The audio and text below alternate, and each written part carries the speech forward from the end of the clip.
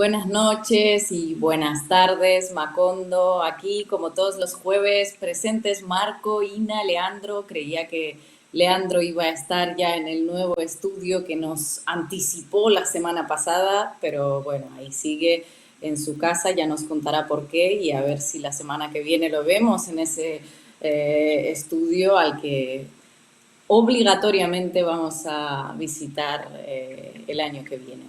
Bueno, hoy tenemos un programa sobre las sorpresas políticas, agradables o no tanto. La semana pasada nos despedíamos hablando de Argentina, si se acuerdan, y dando por hecho que el candidato por el peronismo sería Vado de Pedro junto con Juan Mansur, gobernador de Tucumán. Acabamos el programa y la noche siguiente, sin que nadie se lo esperase, bueno, cambió todo. La Unión por la Patria, que es la sucesora de Frente de Todos, presentó a su candidato único para las presidenciales de este mes de octubre y es el actual superministro de Economía, Sergio Massa. Una candidatura que, bueno, parece que generó bastante polémica hasta donde yo he podido ver desde aquí en las filas de la propia izquierda. Así que hoy hablaremos de ese binomio Massa-Rossi, sobre el panorama que se plantea de cara a las elecciones en Argentina y sobre las conveniencias políticas que, bueno, llevan a uno a tragarse sapos y abrazarse con culebras, una frase por la que me montaron toda una campaña en redes sociales cuando lo dije en relación a la izquierda española. Bueno, y en otra sorpresa de la que vamos a hablar, esa es de las agradables, es de Guatemala, que celebró elecciones también el pasado domingo y sobre las que realmente no hubo demasiadas expectativas. De hecho, a algunos candidatos de izquierdas ni siquiera se les permitió presentar en medio de una campaña de persecución de opositores, periodistas, disidentes y un hartazgo generalizado de la población, bastante difícil de maquillar, se refleja en los resultados, un 40% de guatemaltecos se abstuvieron en esas elecciones y un 17% votaron nulo. Bueno, pues para la sorpresa realmente de todos, un candidato progresista logró pasar a la segunda vuelta. Así que, bueno, ahora muchos lo vemos como una oportunidad para Guatemala de rescatar su democracia. Hablaremos de ese movimiento semilla, de ese candidato, Bernardo Arévalos, y, bueno, de ese atisbo de esperanza que se vislumbró en ese país. Así que vamos a arrancar ya. No se olviden de que estamos emitiendo en el canal de YouTube de Caras y Caretas. Suscríbanse también. Hoy volvimos a emitir en Facebook. Así que apóyennos por ahí también, manden sus comentarios y si quieren apoyar Caras y Caretas, manden donaciones, que nunca vienen mal. Buenas noches, Ina, buenas noches, Marco, Teruggi, buenas noches, comunidad de Macondo. Vamos entonces a iniciar analizando estas recientes elecciones en Guatemala. Recuerdan quizá los seguidores de Macondo que no hace mucho analizamos un poco lo que se venía como proceso electoral en Guatemala y la inhabilitación de candidaturas. De hecho, la candidatura de Telma Cabrera, que era una activista indígena o de una expresión de izquierda, bueno, fue finalmente inhabilitada, no es la única, y nadie esperaba demasiado de este proceso electoral, donde los que aparecían como favoritos eran candidatas que venían de la derecha, entre ellas la que finalmente resultó siendo la que obtuvo más votos, la ex primera dama, como es Sandra Torres, pero se coló, entró en la segunda posición y con eso pasó a la segunda vuelta Bernardo Arévalo del movimiento Semilla, hijo del expresidente guatemalteco Juan José Arévalo, y para analizar esta situación que se produce en un contexto de bastante digamos, de motivación o descreimiento de la gente, como señalaba Ina, la cantidad de votos nulos y votos en blanco superó a cualquiera de los candidatos. Nos va a acompañar ahora, ya está conectada la periodista Marielos Monzón desde Guatemala. ¿Cómo te va, Marielo? Buenas noches, gracias por estar acá. Gracias a ustedes. ¿Cómo están, Ina, Marco, Leandro? Un gusto. Marielos, sorpresivo el resultado, nadie esperaba, creo que Bernardo Arévalo tuviese ese desempeño electoral, pero abre una segunda vuelta de lo más interesante, porque tampoco nada indica que su candidatura haya llegado a su techo. Ahora hay que ver en este proceso de balotaje si Bernardo Arévalo logra superar la candidatura conservadora de Sandra Torres, ¿no? Así es, bueno, pues yo escribía hace 2 días justamente que este proceso era una sorpresa y una oportunidad. En realidad lo que estamos viendo es que aquel candidato que tenía una opción de voto muy baja, dado que ya lo decía Ina, sacaron a aquellos candidatos con mayores probabilidades, resultó ser esa opción que la ciudadanía guatemalteca vio para derrotar el autoritarismo que estamos viviendo en Guatemala. Y efectivamente, fue una cosa impresionante, dos temas. Uno, las y los guatemaltecos de alguna manera tenemos una historia de resistencia. 250,000 muertos y una historia de conflicto armado de 36 años y la gente resistió, salió adelante, llegó a las comunidades de población en resistencia, sobre todo los pueblos indígenas, y alcanzamos después de 36 años de guerra la paz. Y luego, con toda una serie de dificultades, en el 2015 salimos a la plaza a darle una vuelta de tuerca a ese sistema corrupto y desigual del país.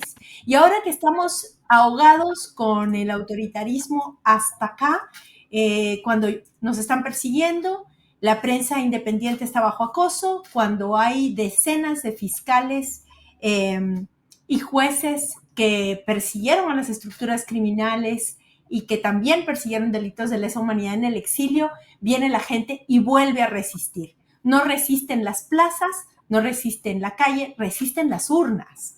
Y da un mensaje contundente con el 24% de votos nulos y blancos sumados, más el 12% del movimiento Semilla. Mi lectura es que hace un rechazo a lo que en Guatemala llamamos el pacto de corruptos, que lo que quiere decir es un pacto conjunto de militares de la contrainsurgencia, sector económico tradicional, grupos criminales y políticos corruptos. Y les dice, un momentito, estas elecciones pueden ser la oportunidad. Así que sí, en eso estamos. Yo creo que el 20 de agosto va a ser un balotaje. No entre Bernardo Arévalo y Sandra Torres solamente. Es un balotaje en donde las y los guatemaltecos vamos a decidir entre la profundización del autoritarismo y el rescate de la democracia. Así que en estas estamos. ¿Qué tal? Buenas noches. Muchas gracias por acompañarnos desde allá, Guatemala. Estamos regados a través del mundo. Preguntarte un poquito acerca del movimiento Semillas. Estuve estudiando un poco su nacimiento hasta donde llega a ver en el 2015, ligada a la lucha anticorrupción. Si podrías contarnos un poco más de esa organización, que no se la conoce mucho, su historia, sus propuestas, cómo caracterizarla. Digo, es la organización Bueno, por la cual va Arévalo, ¿no? para la que va, sí. Bueno, ahí hay que decir dos cosas. Con esta gran movilización ciudadana que logró sacar del gobierno a un general del ejército en retiro, Otto Pérez Molina, que se robó hasta el agua de los floreros, pero que además estaba vinculado a gravísimas violaciones a los derechos humanos como tortura, como desapariciones forzadas y genocidio. Surgen una serie de movimientos nuevos o colectivos urbanos y también surge este partido que se llama Movimiento Semilla. Y básicamente su nombre eso quiere decir como sembrar esas pequeñas semillas para que fueran floreciendo. Surge en la plaza, pero en realidad tenía un par de años antes. Hay un sociólogo guatemalteco, quizá uno de los sociólogos centroamericanos más importantes, Alberto Torres Rivas, que es quien convoca a diferentes personas intelectuales, personas que no habían hecho política anteriormente, algunos políticos, a sumarse a un movimiento de cambio. Y por eso le ponen Movimiento Semilla. Y luego de lo que sucede en la plaza, entonces se convierten en partido político. Básicamente es un movimiento donde podríamos decir que estamos en una socialdemocracia. Ellos básicamente son un movimiento progresista y Bernardo Arévalo tiene como dos características fundamentales. Uno, Es una persona que ha liderado desde diferentes ámbitos, desde la cooperación internacional, desde organizaciones sociales, una lucha por los derechos humanos y el combate de la desigualdad. Y dos, quienes están en este movimiento plantean una transformación del país, digamos que en tres ámbitos profundos. Este país es un país profundamente desigual, como casi todos nuestros países de América Latina. Entonces, cerrar esa brecha de desigualdad, combatir la pobreza extrema que está llevando a miles de guatemaltecos a diario a tener que emigrar forzadamente. Y el otro tema es recobrar los derechos y las libertades ciudadanas. Estamos realmente en un momento muy difícil. Tenemos 58 operadores de justicia, entre magistrados, fiscales y jueces, que persiguieron a grupos criminales y que lucharon por la impunidad que están afuera. Tenemos 22 periodistas exiliados, tenemos opositores políticos perseguidos, varios periodistas encarcelados en Guatemala y tenemos también activistas sociales y líderes indígenas bajo criminalización. Ellos también algo de lo que plantean es terminar con este estado de cosas y empezar a recobrar poco a poco el Estado de Derecho que se está perdiendo en el país. Básicamente eso te podría decir. Y bueno, Bernardo Arévalo ahora tiene un ataque muy duro de este pacto de impunidad, y una de las cosas que le dicen es que es uruguayo y que no es guatemalteco y que por lo tanto no puede participar, y es que su papá, Juan José Arévalo, después del gobierno de la revolución, de esa primavera democrática, tuvo que salir al exilio forzado con su familia, y Bernardo nació en Montevideo. Pero obviamente sus dos papás siendo guatemaltecos, entonces él puede competir.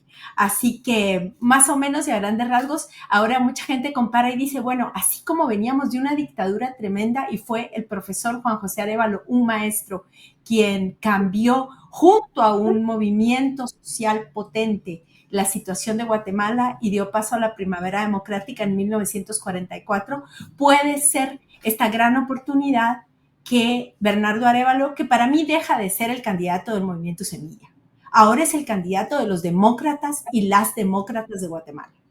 Aquí tenemos que decir, vamos a estar con él, un movimiento, una sola persona no puede cambiar este país, pero aquellos que queremos defender la democracia tendremos que estar a la par de él. Marielos, buenas tardes, muchas gracias por estar aquí. Te quería preguntar precisamente por el perfil de Sandra Torres, un poco para la gente que no ha estado siguiendo la realidad de Guatemala y cómo va a ser ahora esta campaña de cara a la segunda vuelta, porque según entiendo todo este pacto de los corruptos del que nos estaba hablando apostó por Suri Ríos, ¿no? La hija del ex dictador Efraín Ríos Montt, que ha quedado en sexto lugar. Vaya ojo que tienen también, pero bueno, ¿qué van a hacer ahora?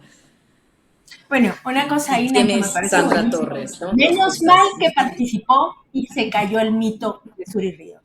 Porque todos decían, bueno, es que no la dejan participar, pero la gente la quiere, ella es la respuesta. Y la respuesta de la gente es, no te toca, no te queremos, por todas esas posiciones tan conservadoras. Pero ¿quién es Sandra Torres? Sandra Torres inicia en la política de Guatemala junto a su esposo Álvaro Colón. Y quiero decir algo porque yo creo que es muy importante y hay una confusión a nivel internacional. La Unidad Nacional de la Esperanza, que era un partido socialdemócrata y que incluso forma parte de la Internacional Socialista, dejó de ser hace mucho tiempo de la socialdemocracia. Y Sandra Torres tuvo un cambio muy abrupto y una conversión de ese partido socialdemócrata a posiciones absolutamente conservadoras e incluso vinculados a graves casos de corrupción. Entonces, Sandra Torres ya no es la Sandra Torres de la Unidad Nacional de la Esperanza de aquellos años de Álvaro Colón. Ahora, todos los verdaderos socialdemócratas de la UNE se fueron de ahí. Y Sandra Torres cogobernó con Alejandro Yamatei. Es decir, Alejandro Yamatei no tenía los votos suficientes para llevar a cabo las barbaridades que hicieron en el Congreso. Esos votos se los dieron Suri Ríos y Sandra Torres. Pero el pacto consideraba que la que era más leal, digamos, o quien podía consolidar este autoritarismo, era más Suri Ríos que Sandra Torres. Entonces dejan participar también a Sandra Torres porque Sandra Torres es la gran electora. Todo el mundo que va con Sandra Torres en las últimas 3 elecciones queda en la presidencia. O sea, ella al presentarse tiene un antivoto tan grande que el otro queda. Ahora tienen un problema el pacto de corruptos. Ahora necesitan apoyarla a ella y necesitan que ella no sea la perdedora, sino que gane. Entonces, ella en esta transformación es la carta, digamos, que van a jugar para seguir con este continuismo del pacto. Lamentablemente, Sandra Torres tuvo una conversión para mal y algo que decía Marco o Leandro, no me acuerdo bien, pero a ver, Sandra Torres llegó está en su piso, pero tiene un techo. Ella ha llegado a las otras segundas vueltas electorales y no pasa de cierto voto.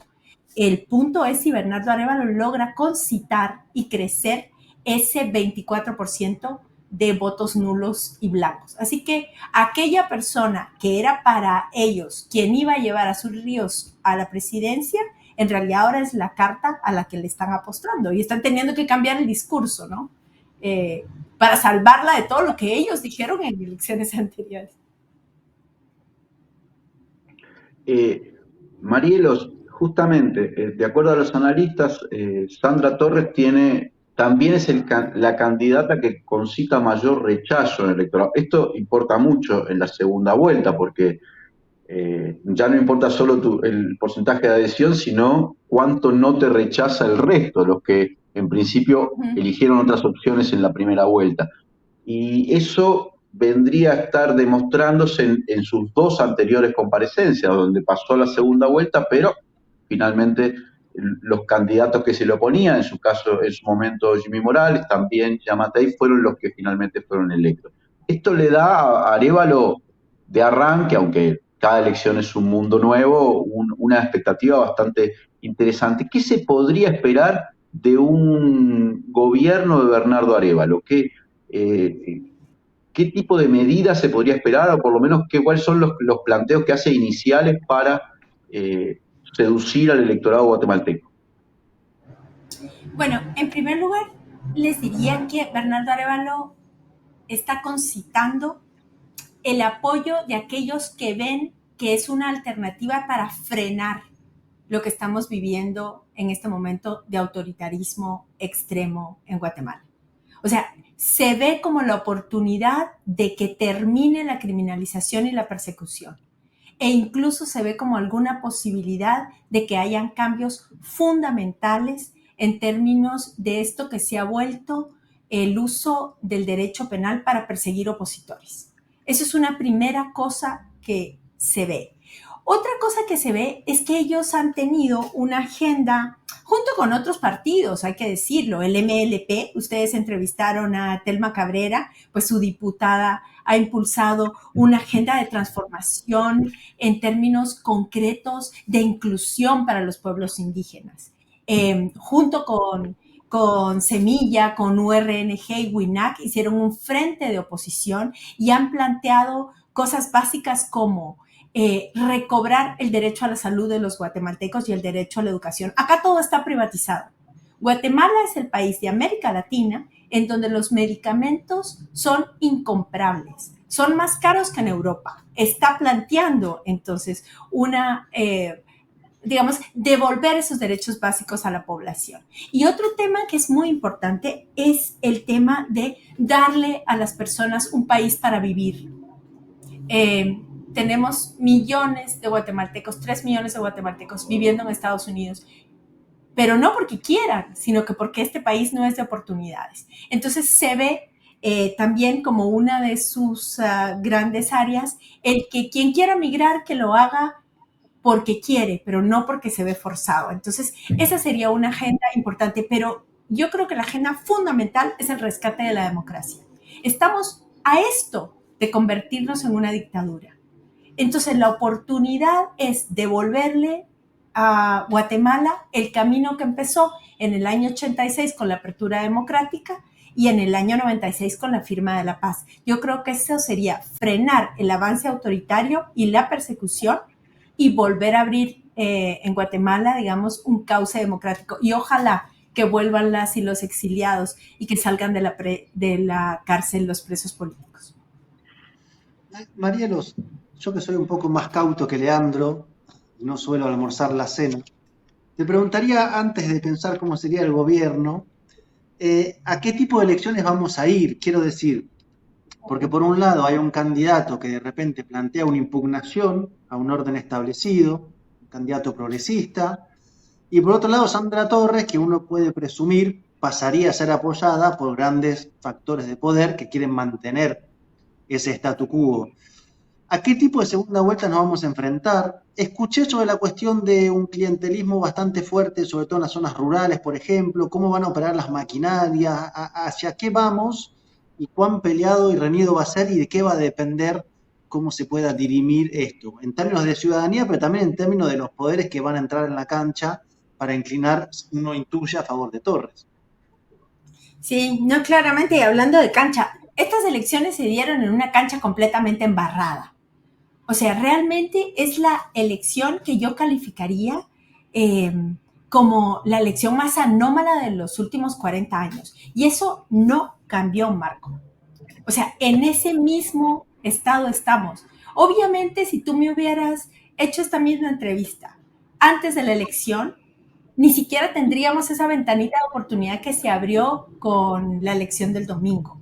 Pero esto sigue igual. Ya empezamos a ver una feroz campaña de ataque en contra de Bernardo Arévalo, no solo por redes, sino ya desde los discursos de figuras prominentes de los diferentes sectores. Otra cosa que estamos viendo, el presidente Alejandro Yamatei, que es uno de los presidentes más corruptos, pero también más autoritarios que hemos tenido, instaló una maquinaria electoral en donde compró con dineros públicos a los alcaldes del país para garantizarse una bancada grande y para garantizarse tener control y poder. ¿Y qué logró? 190 alcaldes de otros partidos se pasaron al partido de él y además ahora tiene la bancada más grande del Congreso. Es decir, si esa cancha enchastrada que tuvimos en la primera vuelta siguió, vamos a seguir la segunda vuelta con la misma situación, con una autoridad electoral que no tiene credibilidad, que está al servicio de este pacto, con poderes fácticos, con todo el poder. Y cuando decimos con todo el poder, es con el monopolio de la televisión, con los recursos que significa tener toda la gestión económica en Guatemala en manos de monopolios de ellos. O sea, sí nos estamos enfrentando absolutamente a los poderes fácticos. No va a ser fácil. Lo que se vio en términos de campaña negra se está empezando a ver. No habían pasado 4 horas de la partida, digamos, entre Torres y Bernardo, cuando ya empezamos a ver cosas tremendas, como por ejemplo, pastores evangélicos calificando de anticristo a Bernardo Arévalo. Ese es un voto tremendo porque hay una gran población que se deja llevar por lo que le dicen los pastores. Por otro lado, declaraciones tremendas de la propia Sandra Torres hablando de que Bernardo Arévalo no puede ser presidente porque no es guatemalteco de origen.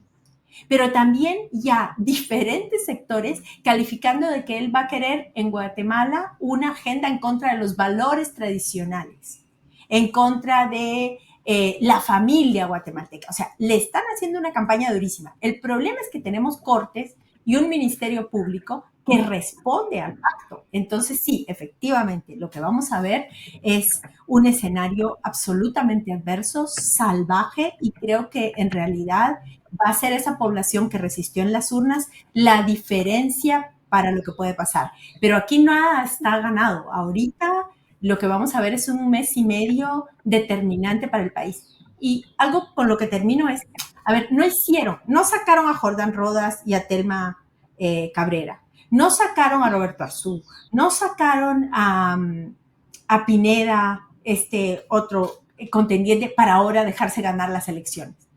O sea, van a hacer todo lo posible por no perder el control. Y eso tenemos que ser nosotras y nosotros muy claros. Ellos ya lo están haciendo. Nosotros tenemos menos recursos, pero tenemos que ser estratégicos. Y una cosa, ojalá la dirigencia política progresista de Guatemala, y no solo la progresista, los líderes políticos democráticos, no importa que sean de derecha, entiendan lo que dijo la ciudadanía el domingo y lo interpreten y haya una unidad detrás de esta candidatura como rescate de la democracia, porque si no, estamos condenados realmente a vivir un autoritarismo como lo que estamos viendo en otros países de América Latina. Y te diría, esto no está todo ganado. Se abre una ventanita de oportunidad, pero ellos van a echar toda la carne al asador. Es más, ya la están echando. Marielos, una última retomando lo que dijiste, que no sacaron a Jordán Rodas y Telma Cabrera para perder las elecciones, y cómo terminó en esta lista de candidatos Bernardo Arévalo, ¿por qué? No contaron con él para nada, o de alguna manera podemos especular que es alguien que creen que pueden domar. No, al contrario, Ina. Yo pienso que no lo vieron, no fue víctima de la arbitrariedad del Tribunal Supremo Electoral ni de las Cortes, porque no lo veían como un candidato con posibilidades reales de ganar.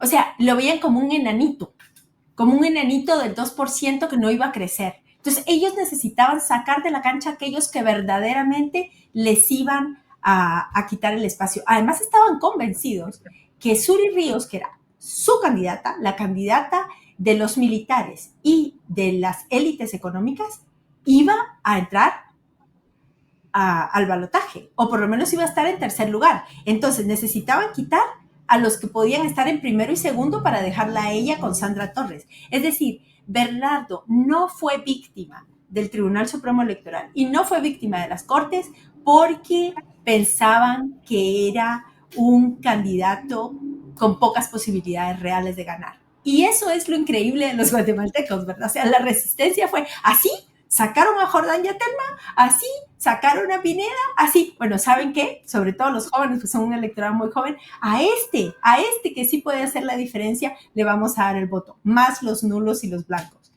Y lo que te digo es que también, ahora que es como una pequeña lucha entre...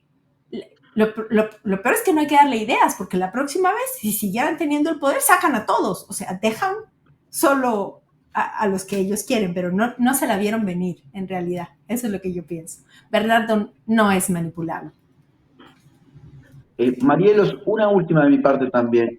He visto también la fórmula no sé si aporta mucho o no en Guatemala, no sé cómo es la tradición o la costumbre electoral de la gente, pero observo que Bernardo Arévalo es un catedrático, una persona con una formación en filosofía, docente universitario, y también su candidata a vicepresidenta, Karina Herrera, ¿no? Una química biológica que además... Karin.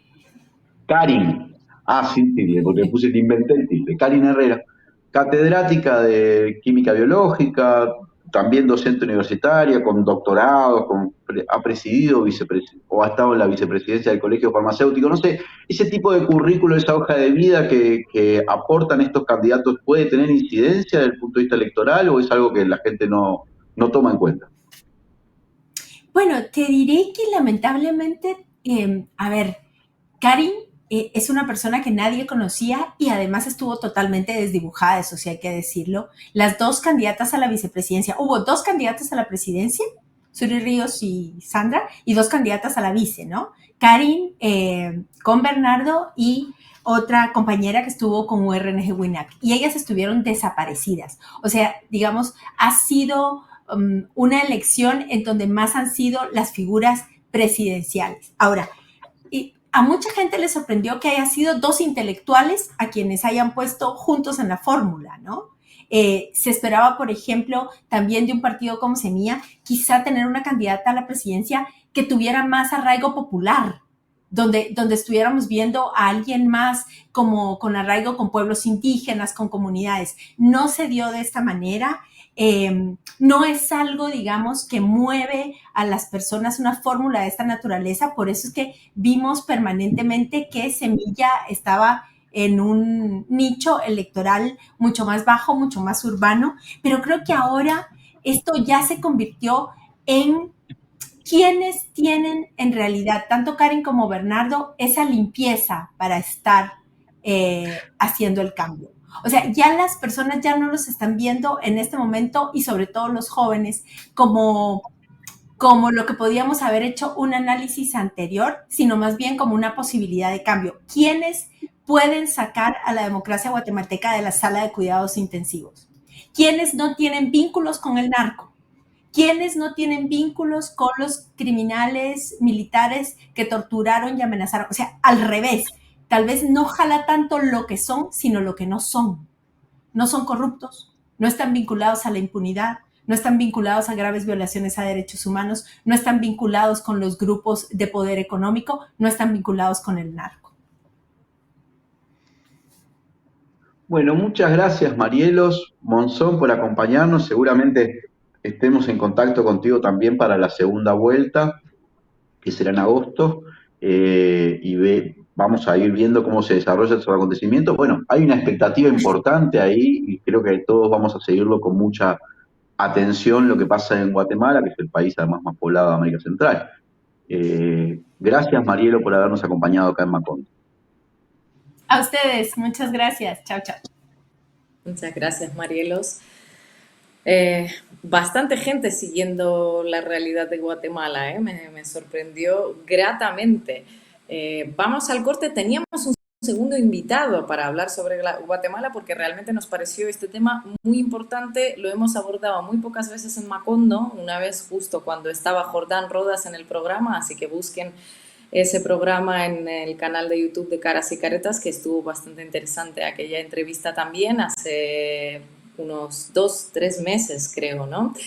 Y bueno, esta era la ocasión perfecta porque efectivamente todos nos quedamos bastante sorprendidos y algunos amigos guatemaltecos me escribieron con lo mismo, que no te podés creer lo que pasó. Así que creemos que el tema amerita. Vamos ahora al corte y seguimos hablando un poquito sobre Guatemala y luego ya pasaremos a Argentina.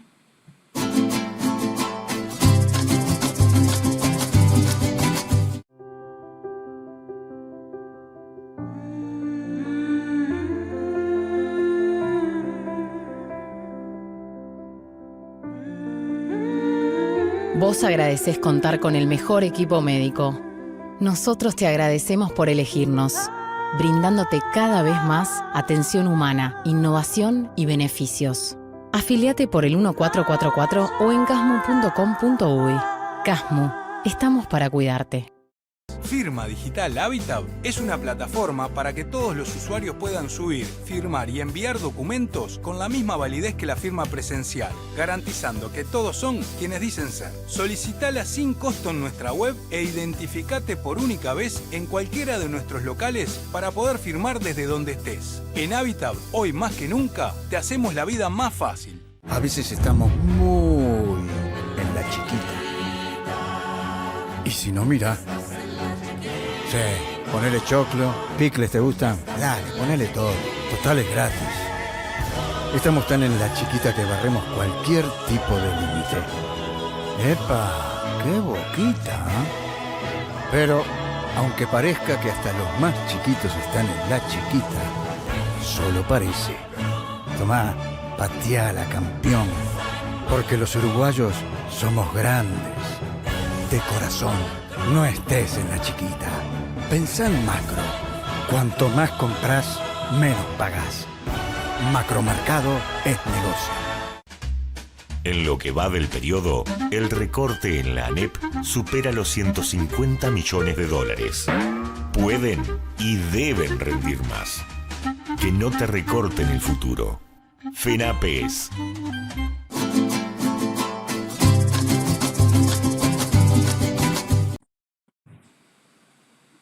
Volvemos con Macondo, gracias a todos y todas los que nos están acompañando, a los que están haciendo comentarios, a los que están haciendo donaciones y por supuesto a los que se puedan suscribir, suscríbanse al canal de Caras y Caretas. Decía Ina que íbamos a seguir un poquito más con Guatemala y efectivamente vamos a seguir un poco más porque una de las curiosidades que señalaba Marielo Monzón hace un ratito nada más, es que Bernardo Arévalo, este candidato del partido Semilla, de la centro izquierda, que sorprendió por su resultado electoral, es uruguayo. Y eso es parte de la campaña electoral que le están haciendo en contra en este momento en Guatemala, donde lo señalan como uruguayo comunista para tratar de impedir que primero que quieren impedir que pueda participar en la segunda vuelta electoral, aunque como contó Marielo, nació en el exilio de sus padres en Uruguay. Y, y para hacer un poco un perfil de esto, decidimos invitar a Roberto García Ferreira, que es un historiador uruguayo, especialista, uno de los especialistas más importantes de América Latina en historia latinoamericana, y que ha estudiado mucho la historia guatemalteca y en particular el exilio, tanto del padre de Bernardo Arévalo, Juan José Arévalo, que fue presidente de Guatemala, el primer presidente de la Revolución guatemalteca, como de Jacobo Arbenz, que también se exilió en Montevideo, en el caso de Bernardo Arévalo en los años, fines de los años 50, 58, 59, que en el caso de Juan José Arévalo lo que, bueno, fue el contexto en que nació el ahora candidato de Semilla. No sé si lo tenemos ya a Roberto García Ferreira en contacto, pero si está ahí, le damos la bienvenida. Acá estoy. Buenas noches. Buenas noches. ¿Cómo estás, Roberto? Qué Gracias gusto. por acompañarnos. Un Se da esta curiosidad. un inmenso Perdón. placer. Mucho gusto, Marco, de compartir este espacio con vos. Te sigo desde hace años. Encantado. Bueno, dale, Leandro. Roberto, vos sos uno de los especialistas realmente en esta historia de Guatemala y la historia de América Latina y sobre todo la relación o los trabajos que ha hecho la CIA persiguiendo a líderes populares en América Latina y en particular a estos dos, Juan José Arévalo, padre de Bernardo Arévalo, y Jacobo Arbenz, cuando estuvieron en el exilio, bueno, en ese proceso que fue la revolución en Guatemala y lo que fue, por cierto, el golpe de Estado. Más de 30 golpes de Estado le intentaron hacer a Juan José Arévalo, bueno, le hicieron aquello a Jacobo Arbenz, que estuvieron en Montevideo. Contanos un poco cómo se da esta curiosidad, porque ahora resulta que el candidato con posibilidades de la izquierda en Guatemala es justamente un uruguayo, hijo de Juan José Arévalo. Nada más ni nada menos. Hay algunas paradojas que está presentando esta circunstancia y que, bueno, y que explican, como vos decías, Leandro, la posibilidad que yo esté acá compartiendo algunas sensaciones con ustedes luego de haber investigado ya casi 20 años esta temática. Juan José Arévalo es el candidato de un grupo, de un partido político que se llama Semilla y que fue creado por lo que quedó de la intelectualidad guatemalteca que pudo retornar al país, porque no tenemos que olvidarnos de que Guatemala, al igual que otros países, la inmensa mayoría de los países de América Latina que pasaron por procesos de terrorismo de Estado, bueno, en Guatemala el terrorismo de Estado implicó una violencia extrema y genocida. Es decir, estamos hablando de uno de los casos donde esa violencia se expresó de manera más brutal en la historia latinoamericana. 250.000 personas perdieron la vida, 70.000 desaparecidos, 5.000 niños desaparecidos. O sea, estamos hablando de un proceso tremendo donde no hubo prisión política y eso contribuye a explicar y a valorar muchísimo que un candidato como Arévalo haya conseguido meterse en la segunda vuelta. Decía que el partido Semilla fue creado por varios intelectuales, el primero y el más emblemático de todos ellos, bueno, uno de los sociólogos de la teoría de la dependencia, el que mejor pensó la historia del subdesarrollo en Centroamérica, que fue Alberto Torres Rivas. O sea, un escritor y un sociólogo brillante, pero que, bueno, que nunca dejó de pensar críticamente y de tratar de elaborar algunas cuestiones cercanas a la posibilidad de pensar un proyecto alternativo para lo que era su país. Y el hecho de que Arévalo, el hoy candidato Arévalo, haya nacido en el Uruguay, nos dice mucho acerca de algo que exploramos poco. Vos sabés bien, Leandro, porque lo hemos conversado, y es que nuestra historiografía, nuestros historiadores e historiadoras han hecho mucho. Hay una nueva generación de recursos humanos que hacen cosas verdaderamente admirables, pero que muchas veces muestran un escaso diálogo con la dimensión internacional. O sea, nos cuesta muchas veces ubicar la historia del Uruguay en la historia más amplia de América Latina.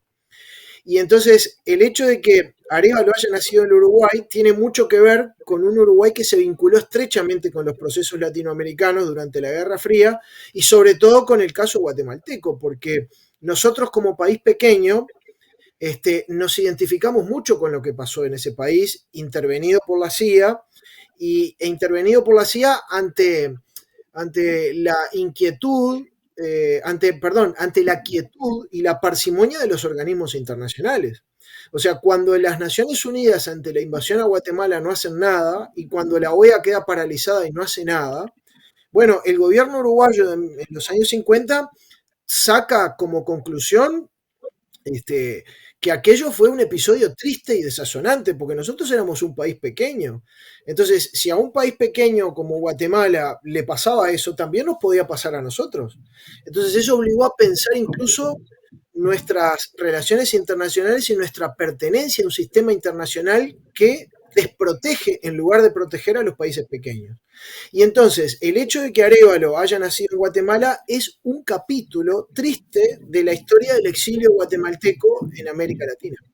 O sea, cuando nosotros hablamos del terrorismo de Estado y de estas cuestiones que tanto nos han impactado en América Latina, tienen mucho que ver con la Guerra Fría y tienen mucho que ver con este episodio de Guatemala, con estos hechos en Guatemala. El primer país que vivió un exilio político masivo en la historia contemporánea de América Latina fue Guatemala.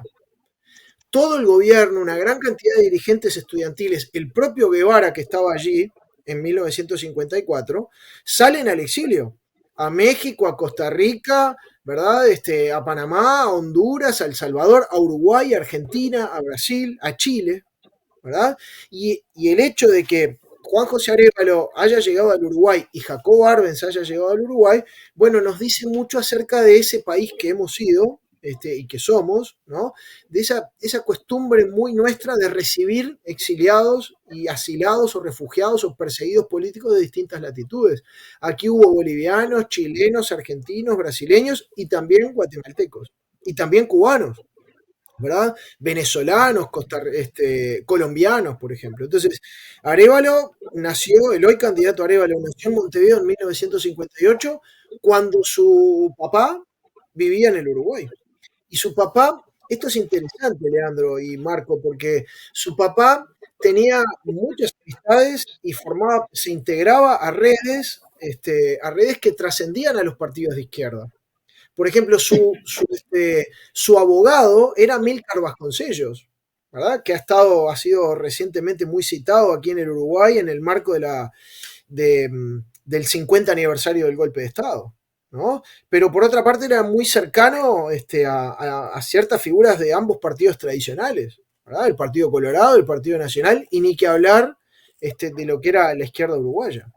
Entonces, el hoy candidato Arévalo, ¿sí? Quien está siendo permanentemente hostigado en estos últimos días por su condición de uruguayo, que aparentemente lo estaría inhabilitando para ser candidato en Guatemala, bueno, nos dice mucho acerca de esas paradojas y del legado de esas cuestiones que todavía nos cuesta cerrar, que fueron legados de la Guerra Fría latinoamericana en la que el Uruguay se involucró intensamente, ¿no? ¿Qué tal, Roberto? Aquí Ina te saluda desde Madrid. Una pregunta. Estaba leyendo sobre toda esta campaña, ¿no? Y en algunos medios indican que precisamente muchos guatemaltecos, los que apostaron por Arévalo, ¿no? Los que han hecho que pasase a esta segunda vuelta, fueron influenciados precisamente por ese recuerdo de cómo fue el gobierno de su padre. Como historiador, ¿nos podrías contar un poco cómo fue ese periodo en Guatemala y por qué la gente le tiene tanta nostalgia? No te había visto, disculpas que no te saludé al principio, resulta que mi pantalla estaba ocupando tu lugar, pero no fue por mi intención. Sí, ya lo di por hecho. Mucho gusto. Bueno, muchas gracias por tu pregunta. Mira, la primavera democrática en Guatemala es un evento traumático por el final, O sea, el final fue tan violento, tan temprano, implicó tantas cosas y fue evidentemente un proyecto contrarrevolucionario que abarcó los puntos más importantes que había tratado de cambiar la revolución guatemalteca, porque la revolución guatemalteca fue eso, fue un proyecto, un intento de cambio verdaderamente revolucionario que hería a las élites. Y yo he tenido la posibilidad de trabajar en el archivo privado, por ejemplo, de Arévalo, el archivo privado de Arbenz y el archivo privado de Castillo Armas, que fue el golpista a quien financió la CIA para tumbar al gobierno revolucionario. ¿Y sabes lo que eso está mostrando? El archivo, por ejemplo, de Castillo Armas, el sesgo evidentemente contrarrevolucionario, represivo y antiagrarista, que es una muestra elocuente de hasta qué punto las élites, ¿no?, se habían jugado junto con Estados Unidos para tratar de detener el proceso revolucionario. Las tierras le fueron devueltas a la United Fruit y las tierras le fueron devueltas a los finqueros, que habían sentido en su propio pellejo, ¿sí?, la dimensión del proyecto revolucionario de cambio estructural. Y el hecho de que 500.000 de personas fueron beneficiadas por la reforma agraria y violentamente fueron arrancadas esas propiedades en el marco del proyecto revolucionario, implicó un verdadero y un auténtico trauma para los guatemaltecos. Es una marca de fuego. Eso lleva a que los propios guatemaltecos miren con ansias ese proyecto revolucionario, pero también con temor, porque la contrarrevolución despertó verdaderamente a una derecha y a una ultraderecha guatemalteca que en el marco de la Guerra Fría cerró los espacios políticos de manera muy violenta, implicando nada más ni nada menos que prácticas genocidas a medida que fue avanzando la Guerra Fría. Y que se expresaron de manera categórica. Esas paradojas de la Guerra Fría mostraron que una de las candidatas que estaba presentándose a la elección de Guatemala es Suri Ríos, hija del general Efraín Ríos Montt. O sea, el general Efraín Ríos Montt, bueno, ustedes saben que es el único primer mandatario en la historia de América Latina que fue condenado por el crimen de genocidio, a pesar de que genocidio perpetrado en contra de comunidades ixiles fundamentalmente, porque la represión tuvo un componente racial y étnico muy fuerte en Guatemala, no solo fue ideológica y política. Y eso tiene mucho que ver con lo que les quiero plantear y por qué también la historia del Uruguay aparece conectada, porque muchas veces en esa cuestión que a nosotros nos falta desde el Uruguay, ¿no?, de pensar la historia de nuestras relaciones internacionales y la historia de nuestras relaciones internacionales de nuestra dictadura, Marco sobre todo, y Leandro, hay un capítulo que es muy interesante. Ustedes saben que los militares guatemaltecos, ¿sí?, los militares genocidas guatemaltecos, tenían entre sus lecturas de referencia textos que publicaban los militares uruguayos. ¿Sí? En sus tesis de grado, para ascender de grado, el ejército guatemalteco solía leer trabajos de los militares uruguayos, porque no solo participaron militares argentinos apoyando a estos proyectos contrainsurgentes y genocidas en El Salvador y en Guatemala y en Honduras, también participaron chilenos y también participaron militares uruguayos. Este es un capítulo que podemos nosotros trazar, ¿sí?, a través de lo poco que conocemos de la documentación diplomática uruguaya, porque mucha de esa documentación diplomática producida por nuestras embajadas en el terreno, ¿sí?, bueno, fue borrada de los archivos, sobre todo diplomáticos, y no conocemos los archivos militares. Pero lo poquito que conocemos nos permite observar que no solo fueron los militares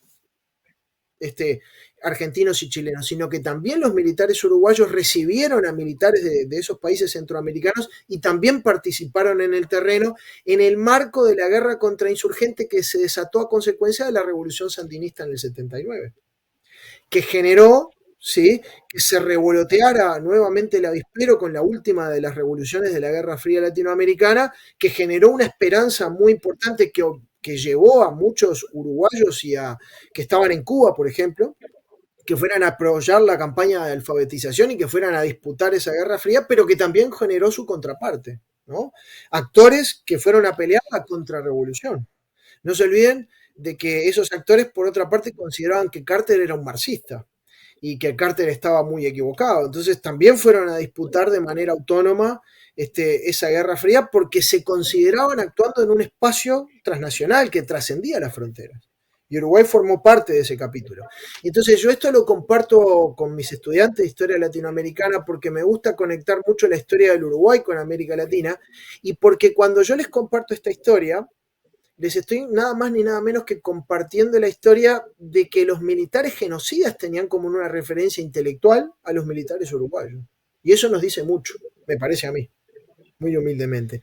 Y el hecho de que Suri Ríos, hija de ese genocida, bueno, haya sido una de las candidatas fuertemente apoyadas por grupos ultraderechistas, ¿no? Como la Fundación contra el Terror, que se haya presentado a las elecciones.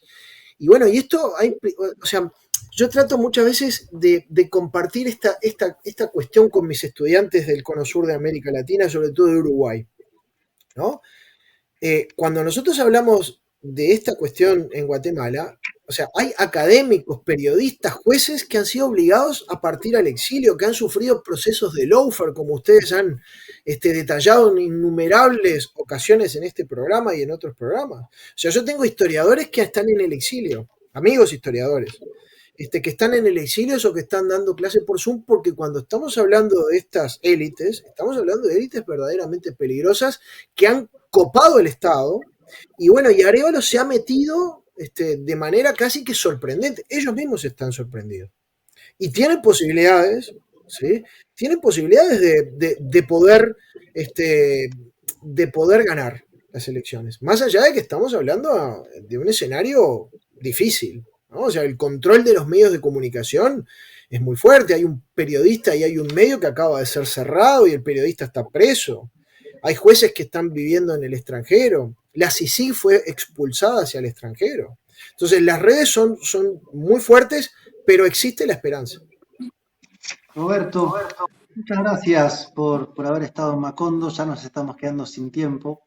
Recordaba lo que decía de los militares y recomiendo a quienes quieran indagar un poco más, por lo menos de lo que hace a la participación y formación de Argentina, leer sobre la Operación Charlie, que fue una operación de formación de la contrainsurgencia en Centroamérica a fin de los 70.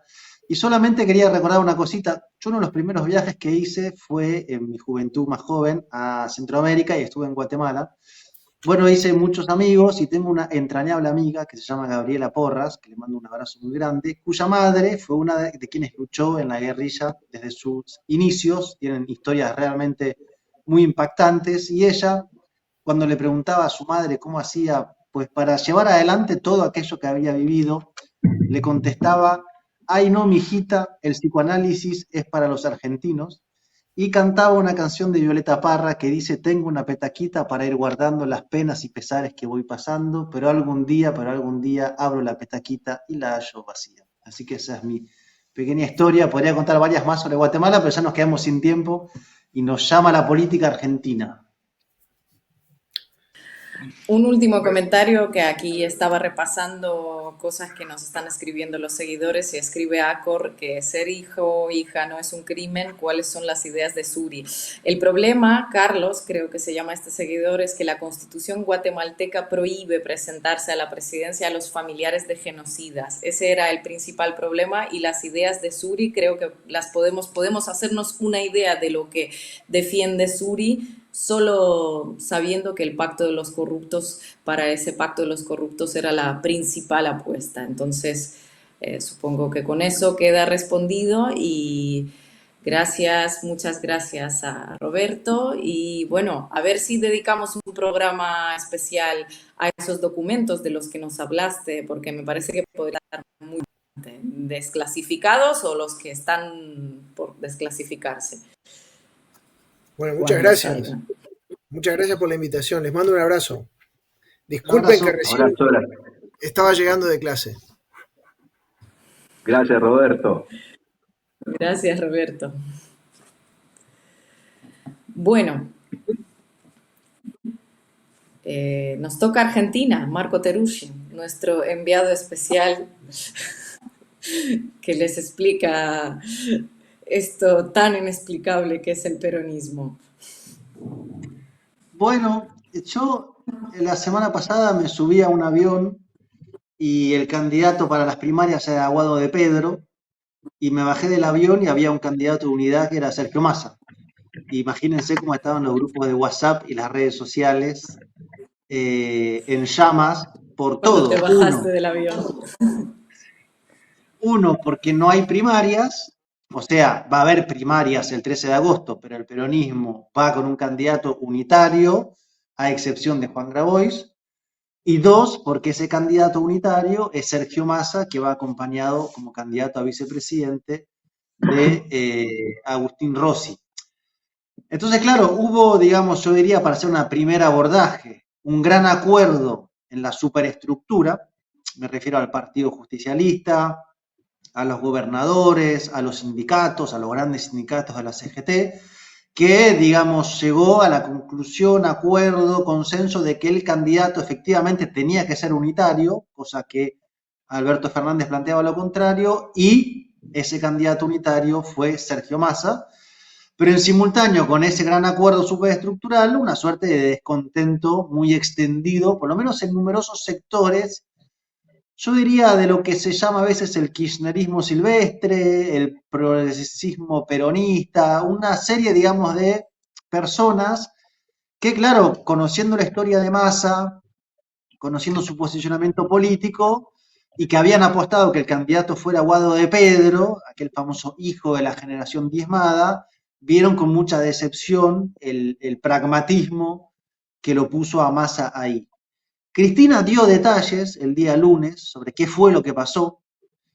Ella dejó en claro que no quería, ella efectivamente, que hubiera primarias internas, porque iba a ser una suerte de enfrentamiento fratricida en medio de la crisis argentina, que su apuesta era por un candidato unitario, que si había primarias iba con Guado de Pedro, y que el único que tenía consenso era Sergio Massa, porque Alberto Fernández no le hubiera dado el acuerdo a Guado de Pedro. Así que ya pasó el momento impacto, esta idea de procesar la noticia de que hay que hacerle campaña a Massa. Me refiero a quienes están en desacuerdo con la figura de Massa por su historia, por sus ideas, y quedó Juan Grabois, que va a disputarle la interna adentro de la fórmula Unión por la Patria, que es el nuevo Frente de Todos, ¿no?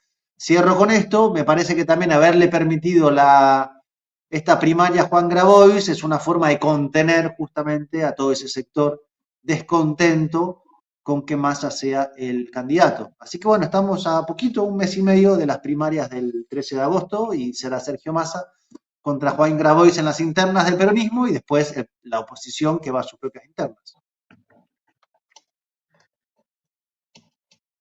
Bueno. Y con Massa candidato, ahora yo les voy a hacer más bien preguntas. Estoy leyendo también algunos comentarios que nos están dejando. Con Massa candidato, ¿cuáles son, digamos, las chances, ¿no?, del peronismo en octubre? ¿Y por qué se dio por hecho que con Massa son mayores que con Guado? ¿Ha habido algún tipo de encuestas? ¿Se midió esto? ¿O era Leandro, solamente porque Alberto Fernández?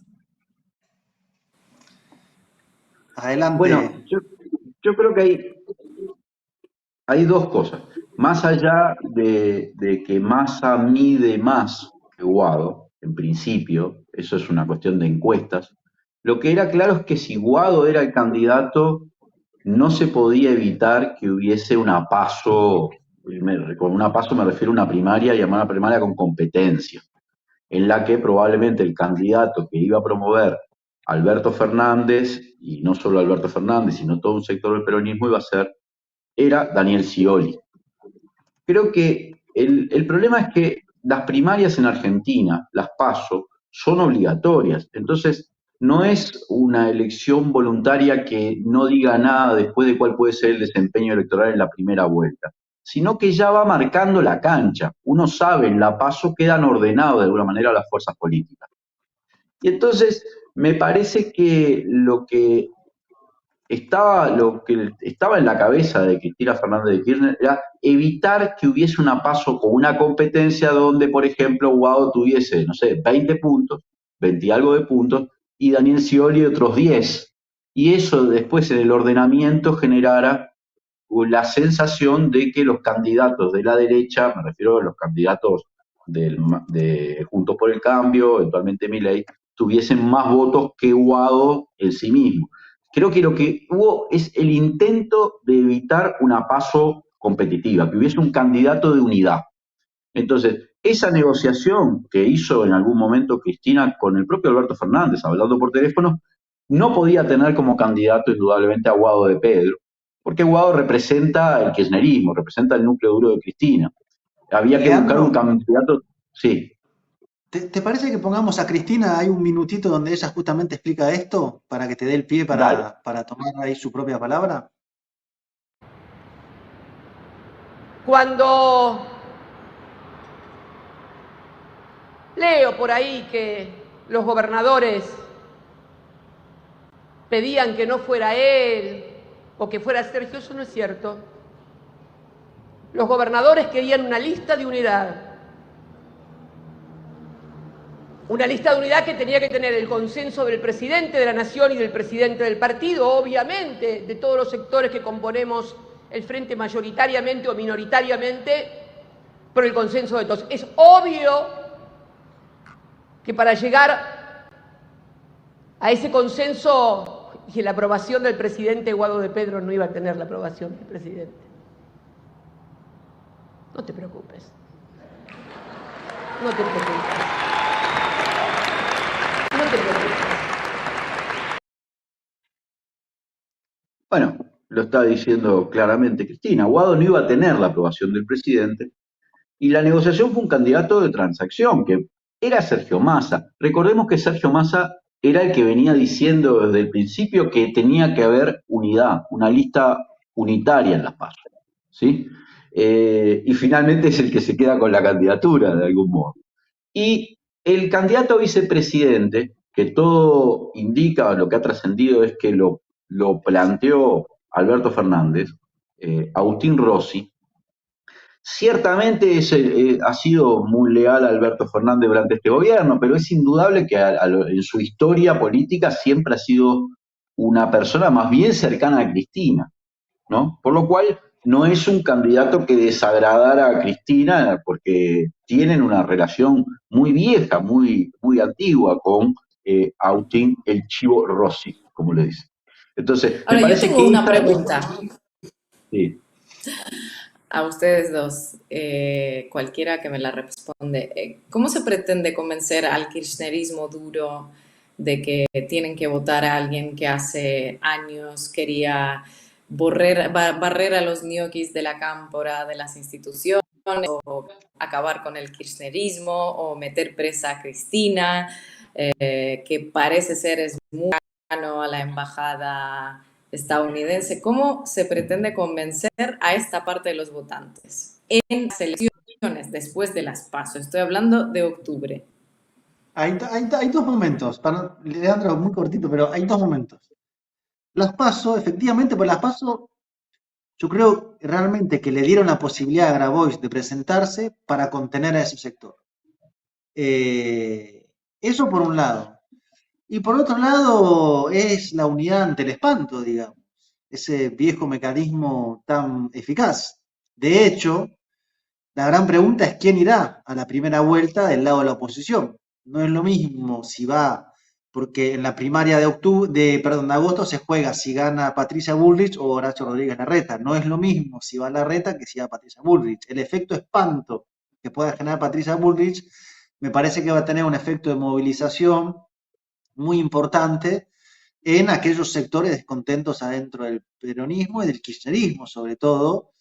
Y además porque va a haber, me parece, un ejercicio, me da esa impresión en general, de disciplina política, de construcción de campaña, de ir asentando la idea de que es Massa, que es sacrificar, a mi modo de ver, un horizonte de transformación, pero no perder el gobierno, si es que sale bien. Si sale mal, sale muy mal. Me parece además, Ina, hay varias cosas ahí. Yo recuerdo bien cuando el enfrentamiento con Massa tenía hasta cánticos, ¿no? No pasa nada si todos los traidores se van con Massa, se cantaban masivamente, por otra parte. Sin embargo, hubo un acercamiento claramente en los últimos años entre Sergio Massa, sobre todo, y Máximo Kirchner, que fueron tejiendo un vínculo, una relación en los últimos años, también con Guado de Pedro, lo cual de alguna manera cristalizó un acercamiento entre Cristina y Massa.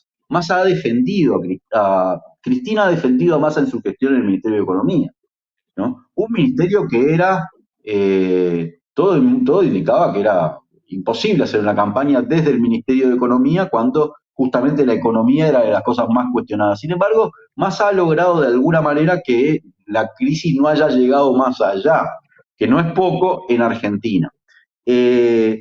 Otra cosa es que el kirchnerismo se garantizó una presencia casi total en las listas, ¿no?, legislativas, lo cual implica de alguna manera un control de parte del kirchnerismo, de Cristina, de lo que va a ser el Parlamento, ¿no? Tiene, creo, de los 15 diputados en la lista de la provincia de Buenos Aires, tiene 12. Hay 2 lugares nada más que tiene Alberto Fernández, me refiero a Santiago Cafiero y a Tolosa Paz, ¿no? También Grabois tiene diputados ahí, de los que van a entrar, me refiero de los que salen, ¿sí? Y la candidatura única en la provincia de Buenos Aires de Axel Kicillof, que recuerden que el albertismo, Tolosa Paz, pretendía competir con Axel Kicillof. Entonces, va a tener en principio el kirchnerismo el control de la provincia de Buenos Aires y además una mayoría muy abrumadora en los candidatos a legisladores. Eso plantea un contrapeso a lo que podría ser la peor variante de Massa.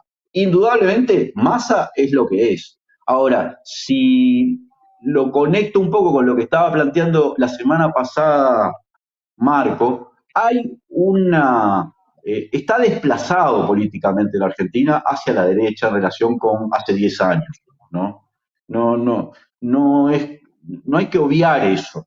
Está como estadísticamente, masivamente desplazado hacia la derecha, y la oferta de alguna manera también evidencia eso. Grabois va a competir dentro de la interna y yo creo que va a votar muy bien para las expectativas originales de Grabois, porque va a contener una cantidad de votos que no quiere votar a Massa, pero desde el punto de vista del potencial electoral hacia las elecciones, y da la sensación de que esta es la lista, la fórmula, sin considerar a Cristina, que está proscripta, que tiene más potencia electoral, y hoy yo te diría que todo indica que esta lista entra a la segunda vuelta. Acordate que hace unos meses no estaba seguro ni eso. Además de que se da en paralelo o en simultáneo a que Larreta rompe directamente con Macri, dice que Patricia Bullrich es el candidato del macrismo, es la candidata del macrismo que ya fracasó, y que Milei está desinflándose. Todo indica que Milei está desinflándose, además a pasos agigantados, por lo mal que le ha ido en las elecciones en las diferentes provincias, pero además por todos los escándalos que hay en torno a cómo ha armado sus listas. Veremos cómo evoluciona. Obviamente no es un candidato que a uno le genere, a mí por lo menos, una expectativa de, bueno, va a ser un candidato revolucionario. No es Cristina, indudablemente, no es Guado, pero tal vez es el que tiene más potencia electoral para derrotar a la derecha, y además tiene un armado desde el punto de vista parlamentario, desde el punto de vista de sus apoyos, que está bastante más a la izquierda que él. Vamos a ver qué pasa con eso. Propongo escuchar a Rodríguez Larreta, porque se supone que él es, entre comillas, la paloma frente al halcón que es Patricia Bullrich. Para escuchar lo que dijo esta semana, porque da cuenta un poco de cómo viene planteada la campaña y por qué esto finalmente puede terminar movilizando al voto kirchnerista. Ahora, mucho votante de Juntos por el Cambio está convencido que usted es un aliado de Sergio Massa. Nadie está convencido de eso. Además de amigo, aliado. Eduardo, es un disparate eso. Disparate, no hay ningún antecedente ni nada que me relacione con él políticamente. ¿De dónde viene eso entonces? De chicanas, de gente que lo dice. Obviamente, yo tengo una relación histórica, lo conozco hace muchos años, pero como muchos amigos en la vida que a vos te habrá pasado, durante periodos en tu vida estás más cerca, después la vida te aleja, la vida te separa, y acá la política nos ha separado. Él es kirchnerista y yo quiero un cambio en la Argentina. Voy a terminar con el kirchnerismo y vamos a hacer las cosas bien. Entonces vamos a terminar para siempre. terminar con el kirchnerismo para siempre, haciendo las cosas bien, sacando la Argentina adelante. Yo trabajo, eso es lo que yo represento, Eduardo. Yo no creo en las chicanas, en las peleas políticas, en las agresiones, en la violencia, no va por ahí, basta de eso, vamos por los hechos. Y es lo que yo represento. Mira la ciudad de Buenos Aires, hemos llevado adelante una transformación muy grande, muy profunda. Tenemos hoy el nivel de delito más bajo de la historia, de crímenes, de asesinatos. Eso es lo que yo hago, trabajo para eso. Bueno, este es el candidato moderado cuya propuesta es terminar para siempre con el kirchnerismo. Si tu bandera es eliminar al adversario y sos el moderado, imagínate lo que queda un poco más a la derecha. No sé si preparaste algún vídeo de Patricia Bullrich diciendo algo más de halcón, pero bueno, para que veamos un poco el panorama, que por cierto, otra pregunta que surge de cara a todo esto es cómo está la oposición, cómo está la derecha frente a esa candidatura unitaria del peronismo y qué van a hacer. No, ninguno va a ceder, ni Larreta a Bullrich, ni Bullrich a Larreta, con lo cual, ¿qué panorama está ahí? Bueno, yo creo que el efecto, el video de recién que Larreta lo publicita, es un poco la respuesta a la candidatura de Massa. Se tira más a la derecha con esta idea de diferenciarse. Él nombró como candidato a vicepresidenta a Gerardo Morales, el gobernador de Jujuy. La semana pasada hablábamos de la represión en Jujuy, de hecho siguen las persecuciones en Jujuy. Él es su candidato a vicepresidente. O sea, todo está muy corrido a la derecha. Pero lo que es interesante es que el nivel de enfrentamiento entre Patricia Bullrich y Larreta es tan alto que no está claro qué es lo que va a pasar tampoco con el que pierde. ¿Cuánto va a acompañar? Si va a acompañar a fondo o no. Me parece que cuanto más avanza la campaña, más se enfrentan, más se lanzan cosas uno encima del otro, me parece que más difícil es después el acompañamiento. A ellos los une el antikirchnerismo, esta idea de que hay que poner fin al peronismo, que es la idea más vieja de la Argentina del último siglo, digamos. Hace 70 años que plantean que el problema es el peronismo y que hay que ponerle fin. ¿Cuánto eso podrá galvanizar después los resultados de esta pelea? No lo sé. Así que habrá que ver, porque es muy diferente para Massa, que tiene estructura nacional, que tiene una serie de apoyos muy importantes, enfrentarse a Larreta que enfrentarse a Bullrich.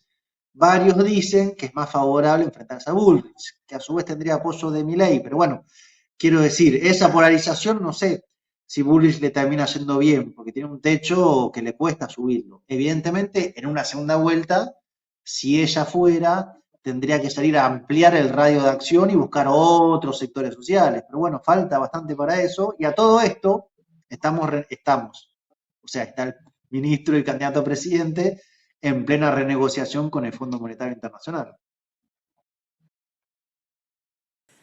Pues vamos a seguir viendo eso. Qué pena que no hayamos podido conectar con nuestro invitado, pero bueno, Marco Teruggi nos amplía y nos explica todo lo que pasa en Argentina a la altura, siempre a la altura. También hablando de los candidatos, es que estoy leyendo muchos comentarios y hay muchas menciones a Juan Grabois. Simplemente recordarles que cuando hicimos el programa especial desde Buenos Aires, que también está subido en el canal de YouTube de Caras y Caretas, hablamos largo y tendido con Juan Grabois, tanto de Argentina como de América Latina, como de cuestiones geopolíticas, y creo que es una entrevista muy interesante, así que se la recomiendo. Y creo que ya vamos a ir despidiéndonos. No sé si Leandro quiere añadir algo para cerrar el tema argentino, o si vamos a... No. Ya. Entonces, bueno, muchas gracias por las donaciones, los que nos han enviado, han estado especialmente activos. La gente quiere que Macondo siga y que sea más largo, pero bueno, son las 2:15, señores, así que nos vamos a despedir hasta el próximo jueves de Macondo. Aquí vamos a estar y esperemos que Leandro ya va a estar en su estudio. Todos esperamos ver eso. Buenas noches.